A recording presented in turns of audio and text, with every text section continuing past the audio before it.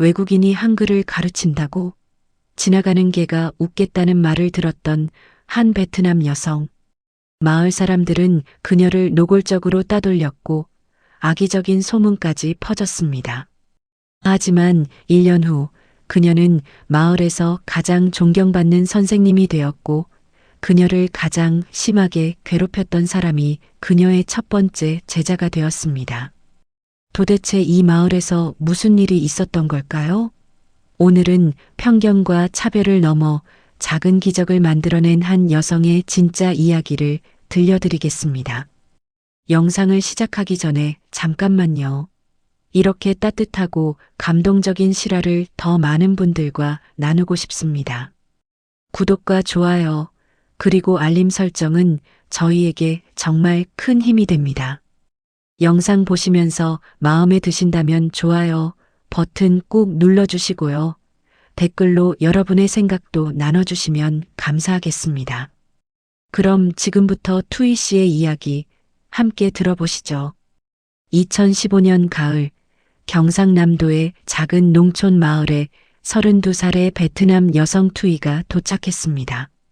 국제 결혼을 통해 한국에 온 지 이제 막 6개월째였죠. 투이는 베트남 호치민에서 태어나고 자랐습니다. 그곳에서 그녀는 전통 공예를 배우며 작은 공방에서 일했는데요. 한국인 남편을 만나 결혼하면서 그녀의 인생은 완전히 달라졌습니다. 새벽 5시 투이의 하루는 시작됩니다. 시어머니와 함께 아침밥을 준비하고 남편과 함께 밭으로 향하죠. 고추밭을 메고 배추를 심고 수확하는 일. 베트남에서는 한 번도 해본 적 없던 농사일이었지만 투이는 묵묵히 배워나갔습니다. 베트남도 더운 나라지만 습한 더위였는데 한국의 뙤약볕은 또 달랐거든요. 게다가 무엇보다 힘든 건 언어였습니다. 남편은 베트남어를 전혀 몰랐고 투이는 한국어를 거의 못했으니까요. 서로 의사소통이 제대로 되지 않았습니다. 하지만 투이에게는 큰 행운이 하나 있었습니다. 바로 시어머니였죠. 마을에서 수십 년을 살아온 69살의 시어머니는 며느리를 진심으로 아꼈습니다. 어느 날 부엌에서 김치를 담그고 있을 때였습니다. 시어머니가 투이에게 말했죠. 투이야, 손이 참 야무지네. 우리 베트남 음식도 가르쳐줘. 어머니가 배울게. 투이는 시어머니의 이런 따뜻함에 눈물이 날 정도로 감사했습니다. 네, 어머니. 다음에 쌀국수 만들어 드릴게요. 투이는 환하게 웃으며 대답했죠. 시어머니의 따뜻함은 투이에게 큰 위안이었습니다. 하지만 마을 사람들의 시선은 전혀 달랐습니다. 투이가 마을 회관 앞을 지날 때면 사람들은 수군거렸고 그녀를 쳐다보는 눈빛은 따갑기만 했거든요. 저 여자 누구래? 박신의 큰아들 데려온 베트남 여자라던데. 요즘 농촌에 그런 사람 많잖아. 말이 안 통하는데 어떻게 살려고. 이런 소리들이 투이의 귀에 들어왔습니다. 한국어를 완벽하게 알아듣지는 못했지만 사람들의 차가운 태도만으로도 그 의미를 짐작할 수 있었죠.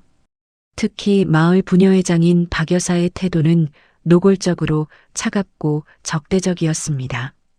50대 후반의 박 여사는 마을에서 나름 영향력 있는 인물이었는데요.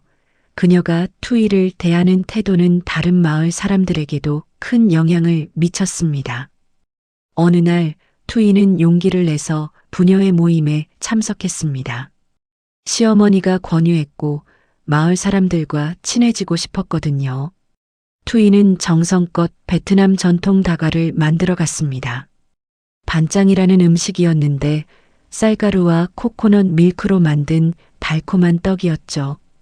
투이는 예쁜 그릇에 정성껏 담아서 부녀회 모임 장소로 갔습니다.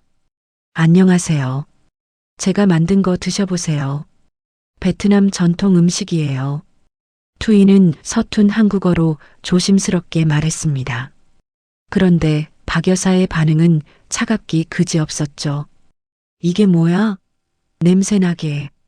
우리는 이런 거 안 먹어. 치워. 박 여사는 코웃음을 치며 손사래를 쳤습니다. 다른 아주머니들도 박 여사의 눈치를 보며 아무도 손을 대지 않았습니다. 투이는 그 자리에서 꼼짝없이 서 있을 수밖에 없었죠. 정성껏 준비한 음식이 그렇게 거부당하는 순간 투이의 눈가가 붉어졌습니다. 그녀는 급히 자리를 떠났고 집으로 돌아와서도 한참을 울었습니다. 그날 밤 투이는 시어머니에게 눈물을 보였죠. 어머니, 제가 한국말이 서툴러서 그런가 봐요. 다들 저를 싫어하는 것 같아요. 투이의 목소리는 떨렸습니다. 시어머니는 투이를 꼭 안아주었습니다. 투이야, 마음 쓰지 마라. 사람들이 아직 너를 잘 몰라서 그래. 내 진심은 언젠가 꼭 통할 거다. 너는 우리 가족에게 정말 소중한 며느리란다. 시어머니의 위로는 따뜻했지만 마을 사람들의 냉대는 계속되었습니다. 투이는 왜 사람들이 자신을 싫어하는지 이유조차 제대로 알 수 없었죠. 단지 외국인이라서, 말이 서툴러서. 투이는 혼란스러웠습니다. 하지만 더 큰 시련이 그녀를 기다리고 있었습니다. 투이가 마을에 온 지 2달쯤 지났을 무렵 악의적인 소문이 퍼지기 시작했습니다. 그 중심에는 박 여사가 있었죠. 마을 구멍가게 앞에서였습니다. 박 여사가 동네 아주머니들에게 목소리를 낮춰 말했죠. 저 투이 말이야, 맨날 밖에서 베트남 말로 통화하더라고. 누구랑 그렇게 통화를 길게 해? 옆에 있던 아주머니가 맞장구를 쳤습니다. 그러게요. 뭐라고 하는지 하나도 모르겠던데요. 박 여사는 더욱 목소리를 낮췄습니다. 영 수상해. 우리 마을 험담하는 거 아니겠어? 아니면 돈 문제일 수도 있고. 그냥 돈 벌러 온 거지 뭐. 사랑해서 시집 온 것 같아? 이 소문은 빠르게 마을 전체로 퍼졌습니다. 사실 투이는 베트남에 계신 부모님과 통화하고 있었을 뿐이었습니다. 한 달에 한두 번 고향 소식을 듣고 싶어서 전화했던 것 뿐이었죠. 투이의 부모님은 베트남에서 작은 식당을 운영하고 계셨는데 건강이 좋지 않으셨습니다. 투이는 부모님 걱정에 가끔 전화를 드렸던 거였어요. 하지만 소문은 사실을 완전히 왜곡했고 투이는 더욱 고립되어 갔습니다. 마을 사람들은 투이를 보면 슬쩍 피했습니다.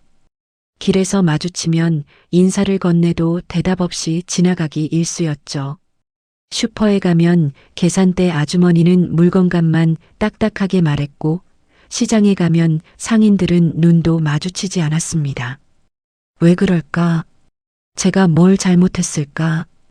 열심히 노력하는데 한국어도 배우고 농사일도 하고 시댁 식구들한테 잘하려고 애쓰는데 왜 저를 이렇게 대하는 걸까? 투이는 혼자 이런 생각을 하며 눈물을 흘렸습니다. 투이는 점점 주눅이 들었고 마을 사람들과 마주치는 것 자체가 두려워졌습니다. 장을 보러 나가는 것도 마을 회관 앞을 지나가는 것도 무서웠죠. 그녀는 가능하면 집 안에만 머무르려고 했습니다. 창문 밖을 바라보며 혼자 있는 시간이 많아졌어요. 하지만 시어머니는 투이를 그대로 두지 않았습니다. 어느 날 시어머니가 투이의 방문을 노크했죠. 투이야, 나 좀 보자. 두 사람은 거실에 마주 앉았습니다. 시어머니는 투이의 손을 꼭 잡았어요. 투이야, 마음 쓰지 마라. 마을 사람들이 뭐라 하든 너는 우리 가족이야. 그리고 내 진심을 알아줄 사람들이 분명 나타날 거다. 하지만 어머니, 저는 한국어도 서툴고 사람들이 무슨 말을 하는지도 다 못 알아듣는데요. 투이의 목소리에는 좌절감이 묻어났습니다. 시어머니는 단호하게 말했습니다. 그럼 더 열심히 배우면 되지. 투이야, 너는 똑똑한 아이야. 어머니가 봤어. 너는 할 수 있어.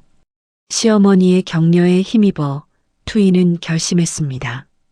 한국어를 완벽하게 익혀서 마을 사람들과 제대로 소통하겠다고요.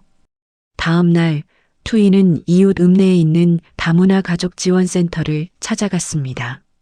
그곳에서 한국어 교육 프로그램을 운영하고 있었거든요. 버스로 1시간 거리였지만 투이는 일주일에 3번씩 센터를 찾기 시작했습니다. 한국어 선생님은 투이의 성실함에 감탄했습니다. 투이 씨는 정말 성실하세요. 숙제도 빠짐없이 하시고 발음 연습도 열심히 하시고요. 투이는 선생님에게 물었죠. 선생님, 제가 한국 사람들이랑 자유롭게 대화하려면 얼마나 걸릴까요? 선생님은 웃으며 대답했습니다. 투이 씨처럼 열심히 하시면 1년 안에 충분히 가능할 거예요. 투이는 매일 밤 한국어 공부를 했습니다. 한글 쓰기, 문법, 어휘. 노트는 빼곡하게 채워졌고 텔레비전 드라마를 보면서 일상 표현을 익혔습니다. 드라마 속 대사를 따라하며 발음을 교정했죠. 그녀의 한국어 실력은 눈에 띄게 늘어갔습니다. 그런데 투이의 한국어 공부에는 특별한 이유가 하나 더 있었습니다. 언젠가 제 진심을 한국어로 전하고 싶어요. 제가 이 마을을 사랑한다는 걸, 사람들을 존중한다는 걸, 그 마음을 제대로 전하고 싶어요. 투이는 공책에 이렇게 적어 놓았습니다. 하지만 그 기회는 투이가 예상하지 못한 방식으로 찾아왔습니다. 그것도 투이가 선생님이 되는 형태로 말이죠. 투이가 마을에 온 지 4개월째 되던 어느 가을날이었습니다. 날씨가 선선해지고 하늘이 높아진 그날, 투이는 마당에서 베트남 전통 공예를 하고 있었습니다. 바로 등 만들기였죠. 얇은 대나무 살을 엮어서 틀을 만들고 그 위에 색색의 천과 종이를 붙여 등을 만드는 작업이었습니다. 투이는 베트남에 있을 때 할머니에게 배운 이 공예를 잊지 않으려고 가끔 만들곤 했어요. 그날도 그렇게 조용히 등을 만들고 있었는데 마을 아이들 4명이 울타리 밖에서 투이의 작업을 신기하게 지켜보고 있었습니다. 야, 저거 봐. 되게 예쁘다. 저게 뭐야? 등이야? 우와, 신기하다. 아이들은 작은 목소리로 속삭였죠. 투이는 아이들을 발견하고 환하게 웃었습니다. 애들아, 이리 와봐. 이거 베트남 등이야. 너희도 만들어 볼래? 투이가 손짓하며 말했습니다. 진짜요? 우리도 만들 수 있어요? 아이들의 눈이 반짝였습니다. 그럼 선생님이 가르쳐 줄게. 어렵지 않아. 투이는 아이들을 마당으로 불러들였습니다. 그날 오후 투이의 마당은 아이들의 웃음소리로 가득 찼습니다. 투이는 아이들에게 간단한 등 만들기를 가르쳐 주었고 아이들은 저마다 자기 색깔의 등을 완성했죠. 빨간색, 노란색, 파란색, 초록색, 형형색색의 아름다운 등들이 만들어졌습니다. 선생님 대박. 진짜 예쁘다. 이거 집에 가져가도 돼요? 아이들은 환호했습니다. 그럼 다 너희 거야. 조심히 가져가. 선생님 다음에 또 와도 돼요? 물론이지. 언제든지 와. 투이는 행복했습니다. 이 소식은 빠르게 마을에 퍼졌습니다. 그런데 이번에는 악의적인 소문이 아니라 좋은 평판이었죠. 아이들이 집에 가서 부모님과 할머니, 할아버지들에게 예쁜 등을 보여주며 말했거든요. 투이 선생님이 가르쳐 줬어요. 정말 재미있었어요. 마을 경로당의 어르신들도 이 이야기를 들었습니다. 저 투이 씨가 우리 손주들한테 베트남 공예를 가르쳐 줬다더군. 그래, 우리 손주도 등 만들어 왔던데 되게 좋아하더라고. 어르신들 사이에서 투이에 대한 이야기가 오갔습니다. 그런데 한 할아버지가 조심스럽게 말을 꺼냈습니다. 그래, 사실 우리도 그런 게 있으면 좋겠는데. 무슨 소리야? 옆에 있던 할머니가 물었습니다. 저 한글 말이야. 우리 나이에 글을 몰라서 불편한 게 한두 가지가 아니야. 병원 가면 문진표 못 쓰지, 약 먹는 법 못 읽지. 할아버지의 말에 다른 어르신들도 고개를 끄덕였습니다. 맞아. 나도 자식들한테 문자 보내고 싶은데 못 보내잖아. 나도 그래. 은행 가면 서류 못 읽어서 창피하고, 손주가 준 편지도 못 읽고, 어르신들은 평생 숨겨온 아픔을 조심스럽게 꺼냈습니다. 이 어르신들은 어린 시절 가난 때문에 학교를 제대로 다니지 못했던 분들이었습니다. 한국 전쟁 직후에 태어나 먹고 사는 것만으로도 힘들었던 시절을 살았죠. 근데 누가 우릴 가르쳐 주겠어? 마을회관에서 하는 프로그램도 젊은 사람들 위주고, 한 할머니가 한숨을 쉬었습니다. 그때 한 할아버지가 조심스럽게 제안했습니다. 저 투이 씨한테 부탁해 볼까? 어르신들은 잠시 침묵했습니다. 외국인한테? 한글을? 하지만 생각해보면 투이 씨도 한글을 배우는 중이잖아. 우리랑 비슷한 처지인 거지. 그리고 아이들 가르치는 거 보니까 참 따뜻하던데. 한번 부탁해 보는 게 어때? 결국 경로당 어르신 5분이 용기를 내서 투이를 찾아가기로 했습니다. 저기 투이 씨. 투이의 집 앞에 선 어르신들은 조심스럽게 불렀습니다. 투이는 문을 열고 깜짝 놀랐습니다. 어머니들, 할아버지들, 어떻게 오셨어요? 저 투이 씨. 우리가 부탁 하나 해도 될까? 어르신들의 목소리에는 간절함이 묻어났습니다. 네, 말씀하세요. 투이는 진지한 표정으로 대답했습니다. 그 부탁이라는 게 우리도 한글 좀 가르쳐 줄 수 있나? 요즘 글 몰라서 불편한 게 많아서. 어르신들의 말에 투이는 깜짝 놀랐습니다. 네, 제가요? 한글을요? 투이는 당황했습니다.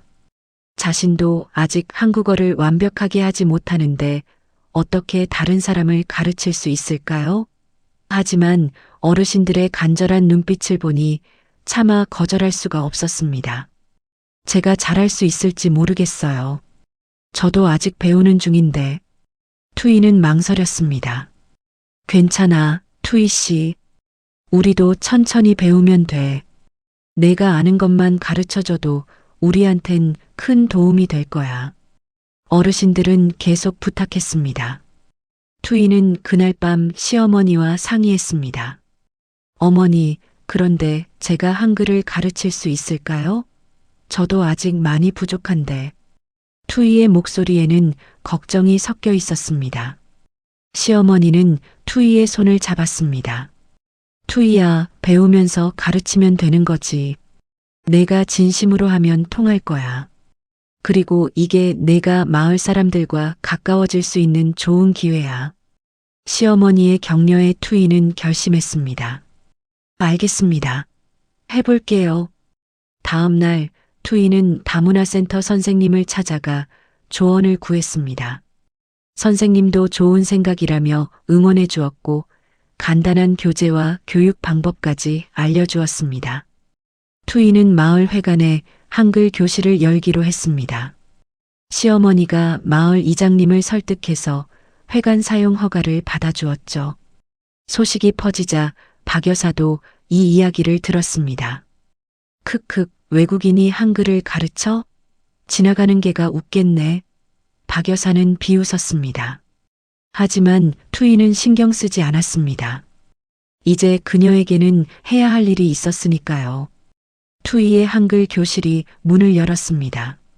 마을 회관 벽에는 한글 자음과 모음 차트가 붙었고 책상과 의자가 정갈하게 놓였습니다. 투이는 다문화센터에서 받은 교재를 복사해서 준비했고 작은 칠판도 마련했죠. 첫 수업에는 경로당 어르신 5분이 오셨고 소문을 듣고 2분의 아주머니도 더 오셨습니다. 모두 7명의 학생이었습니다. 자, 오늘은 나, 다부터 시작할게요. 투이는 떨리는 마음으로 첫 수업을 시작했습니다. 어르신들은 진지하게 공부했습니다. 아이고, 이게 가라는 거구만. 손주 이름에 있는 글자네.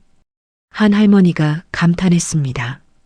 투이는 단순히 글자만 가르치지 않았습니다. 각 글자로 시작하는 단어들을 알려주고 그 단어들이 일상에서 어떻게 쓰이는지도 설명했죠. 그리고 투이는 수업 중간중간 베트남 문화도 함께 소개했습니다. 베트남에서는 설날을 떼시라고 해요. 한글로 쓰면 이렇게 쓰는 거예요. 학생들은 관심 가득한 눈빛으로 투이의 이야기를 들었습니다. 외국 문화를 배우는 것도 신기했고 무엇보다 투이의 열정적인 가르침이 마음을 움직였죠. 한글 교실은 일주일에 3번, 오후 2시부터 4시까지 진행되었습니다. 학생들은 한 번도 빠지지 않고 참석했습니다. 70이 넘은 할아버지도 관절염으로 손이 불편한 할머니도 꼬박꼬박 나왔죠. 그들에게 이 수업은 단순한 공부 이상의 의미였습니다. 평생 숨겨왔던 문맹에 대한 콤플렉스를 극복할 수 있는 기회였고 새로운 세상으로 나아갈 수 있는 문이었으니까요. 투이도 학생들을 가르치면서 많이 배웠습니다. 한국어를 더 정확하게 이해하게 되었고 설명하는 과정에서 자신의 실력도 늘었죠. 무엇보다 마을 사람들과 진정으로 소통할 수 있는 기회가 생긴 것이 가장 큰 수확이었습니다. 어르신들은 점차 투이에게 마음을 열었고 쉬는 시간에는 마을 이야기도 들려주셨습니다. 그런데 투이는 한 가지 이상한 점을 발견했습니다. 수업이 있는 날마다 교실 창문 밖에서 누군가가 지켜보고 있었던 거예요. 처음에는 누군지 몰랐는데 어느 날 투이는 그 사람이 박 여사라는 것을 알게 되었습니다. 박 여사는 교실 밖에서 몰래 수업을 엿보고 있었던 거죠. 어느 날 박 여사의 손주가 투이의 한글 교실에 왔습니다. 초등학교 3학년 여자아이였는데 방과 후에 할머니 댁에 자주 오곤 했죠. 선생님, 저도 한글 공부해도 돼요? 손주가 물었습니다. 그럼 같이 하자. 투이는 환영했습니다. 손주는 할머니들 사이에 앉아서 열심히 공부했고 수업이 끝난 후 큰 글씨로 할머니 사랑해요라고 종이에 썼습니다. 손주는 신이 나서 밖으로 뛰어나갔습니다. 할머니, 봐봐. 내가 썼어. 할머니 사랑해요. 창문 밖에 서 있던 박 여사는 손주가 건넨 종이를 받아들었습니다. 하지만 박 여사는 그 글자를 읽을 수가 없었습니다. 손주의 정성이 담긴 그 문장을 그녀는 읽을 수 없었던 거죠. 할머니도 투이 선생님한테 배워. 투이 선생님 정말 잘 가르쳐줘. 손주는 천진난만하게 말했습니다. 박 여사는 복잡한 표정을 지었습니다. 그리고 그날 밤 박 여사는 평생 숨겨왔던 비밀을 떠올렸습니다. 박 여사는 6남매 중 맞이로 태어났습니다. 한국 전쟁 직후 가난한 농가에서 자랐죠. 학교에 가고 싶었지만 맏딸인 그녀는 동생들을 돌보고 집안일을 해야 했습니다. 학교는 남자 아이들이나 가는 곳이라는 말을 들으며 자랐어요. 10살, 12살, 15살. 나이가 들수록 학교에 갈 수 있는 기회는 더욱 멀어졌습니다. 20살에 결혼해서 아이를 낳고 키우면서도 박 여사는 평생 글을 제대로 배우지 못한 것이 한으로 남았습니다. 간판을 읽지 못해 길을 헤맸고 약 먹는 법을 몰라 남편에게 물어야 했고 자식들이 학교에서 보낸 가정통신문을 읽지 못해 창피를 당했죠. 하지만 그녀는 이 사실을 철저히 숨겼습니다. 마을에서 부녀회장을 맡고 있었고 사람들 앞에 나서는 일이 많았기에 더욱 숨길 수밖에 없었어요. 투이의 한글 교실이 열렸을 때 박 여사는 내심 부러웠습니다. 자신도 배우고 싶었지만 자존심이 허락하지 않았죠. 게다가 그동안 투이를 심하게 대했던 것도 마음에 걸렸습니다. 어떻게 그녀에게 가르쳐달라고 할 수 있겠습니까? 그래서 박 여사는 창문 밖에서 몰래 수업을 엿보기 시작한 거였습니다. 투이는 박 여사의 표정과 행동을 통해 그녀의 아픔을 어렴풋이 짐작했습니다. 손주가 쓴 글을 읽지 못하는 표정, 교실 밖을 서성이는 모습, 창문 너머로 들여다보는 간절한 눈빛. 투이는 모든 것을 이해했습니다. 어느 날 수업이 끝난 후 투이는 일부러 천천히 정리를 했습니다. 다른 학생들이 모두 돌아간 후 투이는 밖으로 나갔습니다. 박 여사는 여전히 창문 밖에 서 있었죠. 박 여사님, 투이가 조용히 불렀습니다. 박 여사는 깜짝 놀라 뒤돌아섰습니다. 뭐야? 나는 그냥 지나가다가. 박 여사는 변명했습니다. 투이는 박 여사에게 한 걸음 다가갔습니다. 그리고 따뜻한 미소를 지으며 말했습니다. 박 여사님, 혹시 궁금한 거 있으시면 언제든지 저한테 물어보세요. 제가 천천히 알려드릴게요. 박 여사는 놀라서 투이를 바라봤습니다. 투이는 계속 말했습니다. 저도 배우면서 가르치는 거예요. 함께 배우면 더 좋잖아요. 박 여사의 눈에 눈물이 맺혔습니다. 예상치 못한 투이의 따뜻함에 스스로의 편견이 부끄러워졌습니다. 그동안 투이에게 했던 못된 행동들이 주마등처럼 스쳐 지나갔죠. 누가 내 신세지래. 박 여사는 고개를 돌렸지만 그녀의 목소리는 떨리고 있었습니다. 투이는 알고 있었습니다. 박 여사의 마음이 움직이고 있다는 것을요. 다음 날 교실 문이 조심스럽게 열렸습니다. 박 여사가 들어왔습니다. 그녀는 제일 뒷자리에 앉았죠. 어서 오세요, 박 여사님. 투이는 반갑게 인사했습니다. 그냥 손주 데리러 왔다. 박 여사는 퉁명스럽게 대답했습니다. 하지만 그녀는 가방에서 새 공책과 연필을 꺼냈습니다. 수업이 시작되었고 박 여사는 조용히 공책을 펼쳤습니다. 나 다 알아. 투이가 칠판에 쓰는 글자를 박 여사도 따라 썼습니다. 삐뚤빼뚤했지만 처음으로 쓰는 한글이었습니다. 58년 만에 처음으로 글자를 배우는 순간이었죠. 박 여사의 손은 떨렸지만 그녀는 멈추지 않았습니다. 투이는 수업 중간에 박 여사에게 다가가 조용히 말했습니다. 박 여사님, 정말 잘 쓰셨어요. 박 여사는 투이를 쳐다봤습니다. 투이의 눈빛에는 진심이 담겨 있었습니다. 비웃음도 동정도 아닌 진정한 응원이었죠. 박 여사는 처음으로 투이에게 작은 미소를 보였습니다. 그로부터 석 달이 흘렀습니다. 겨울이 지나고 봄이 왔습니다. 투이의 한글 교실은 이제 마을의 명물이 되었습니다. 학생 수도 15명으로 늘었고 박 여사는 한 번도 빠지지 않고 수업에 참석했죠. 처음에는 뒷자리에 앉아 숨어있던 박 여사였지만 이제는 앞자리에 당당히 앉아서 질문도 하고 다른 학생들과 함께 공부했습니다. 어느 날 수업이 끝난 후 박 여사가 투이를 불렀습니다. 투이 씨, 나 좀 보자. 두 사람은 교실에 단둘이 남았습니다. 박 여사는 한참을 망설이다가 입을 열었습니다. 투이 씨, 미안해. 내가 니한테 심했다. 박 여사는 고개를 숙였습니다. 투이는 박 여사의 손을 잡았습니다. 괜찮아요.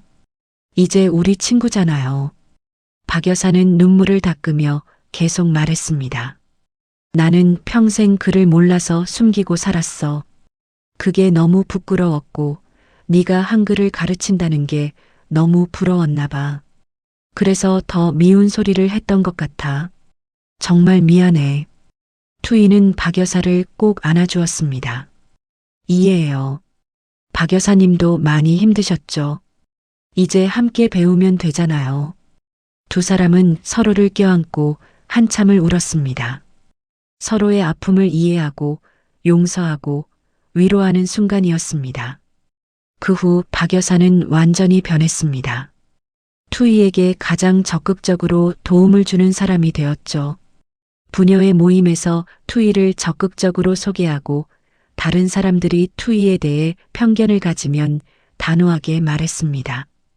투이 씨는 정말 훌륭한 사람이야. 우리가 배워야 해. 박 여사의 이런 변화는 마을 전체에 영향을 미쳤습니다. 투이의 한글 교실은 단순히 글을 배우는 곳이 아니었습니다. 마을 사람들이 서로 소통하고 다른 문화를 이해하며 함께 성장하는 공간이 되었습니다. 투이는 한글을 가르치면서 베트남 문화도 함께 소개했고 학생들은 베트남 요리도 배우고 베트남 노래도 배웠습니다. 세상에는 다양한 문화가 있고 서로 존중하며 배울 수 있다는 것을 깨달은 거죠.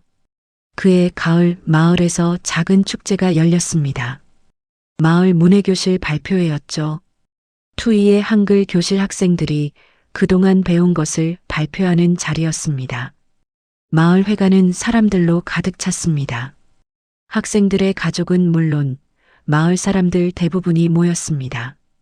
첫 번째 순서는 학생들이 직접 쓴 시를 낭독하는 것이었습니다. 75살 할머니가 무대에 올랐습니다. 떨리는 목소리로 종이를 펼쳤습니다. 내 이름 석자를 이제야 쓰게 되었네. 70평생 숨겨왔던 부끄러움, 이제는 자랑으로 바뀌었네. 투이 선생님 고맙습니다. 내 손주에게 편지를 쓸 수 있게 해주셔서. 관객들은 숙연해졌고 여기저기서 눈물을 닦는 소리가 들렸습니다. 다음은 박 여사의 차례였습니다. 박 여사는 당당하게 무대에 올랐습니다. 저는 평생 글을 몰랐습니다. 그것이 너무 부끄러워서 숨기고 살았습니다. 그래서 다른 사람들에게 더 못되게 굴었던 것 같습니다. 특히 투이 선생님께 정말 못되게 굴었습니다. 박 여사의 목소리가 떨렸습니다. 하지만 투이 선생님은 저를 따뜻하게 받아주셨습니다.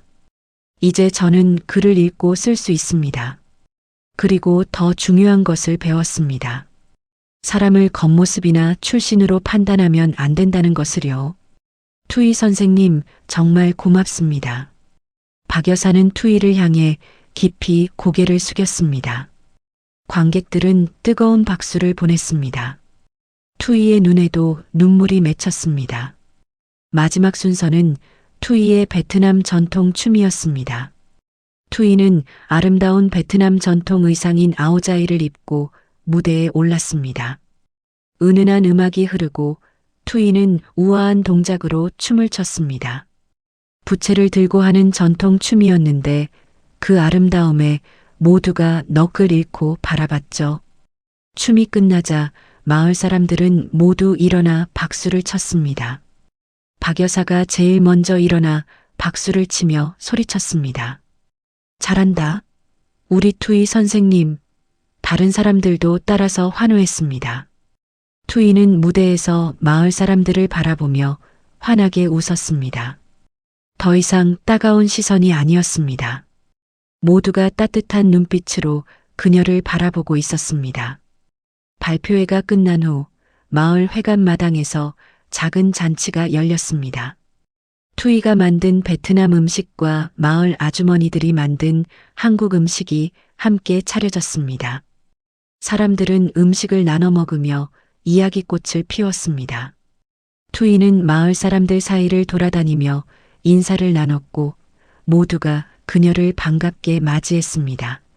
저녁이 되어 사람들이 하나둘 돌아갈 때 투이는 마을 회관 마당에서 하늘을 바라봤습니다. 별이 쏟아질 듯 빛나고 있었죠. 시어머니가 투이의 옆에 섰습니다. 투이야, 어머니가 뭐랬어? 내 진심이 통할 거라고 했잖아. 시어머니가 말했습니다. 투이는 시어머니의 손을 잡으며 말했습니다. 네, 어머니. 정말 고마워요.